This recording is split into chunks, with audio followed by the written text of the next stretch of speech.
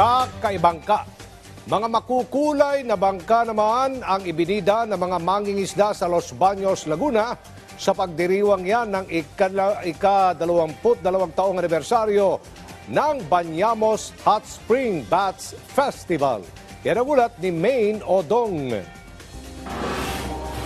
Ibinida ng mga mangingisda mula sa iba't ibang coastal barangay sa bayan ng Los Baños, Laguna ang kanilang mga makukulay at tadtad ng dekorasyon ng mga bangka sa pagsisimula ng ika-22 taong pagdiriwang ng Banyamos Hot Spring Bats Festival. Ito ang kakaibangka. Layo ng programa na bigyan ng pagkakataon ng mga mangingisda na ipakita ang kanilang galing at talento sa pagdidisenyo ng bangka. Binibigyang importansya rin daw ng lokal na pamahalaan ang kanilang ambag sa sektor ng agrikultura na siya pa rin pangunahing pinagkukunan ng pinagkakakitaan ng mga taga Los Baños. Sa Los Baños kasi, predominantly ang hanap buhay ng tao ay pangingisda at magsasaka.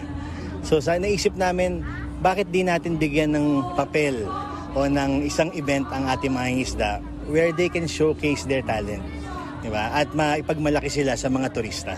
Lumahok sa kakaibangka ang 8 coastal barangay sa bayan na nakapalibot sa Laguna de Bay. Binusisi ng bawat hurado ang pangkalahatang ganda ng mga material na ginamit sa bangka, unique design, pagiging matibay at ligtas nito at syempre pa ang people's choice. Isa rin sa mga isinaalang-alang ang eco-friendly design ng mga bangka dahil na rin sa problemang pangkalikasan sa lawa.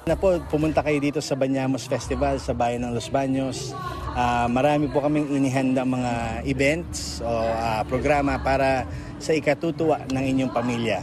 Nagsimula ang selebrasyon ng Banyamos ngayong araw at magtatapos sa ika-24 ng Setyembre. Maine Odong para sa Bayan.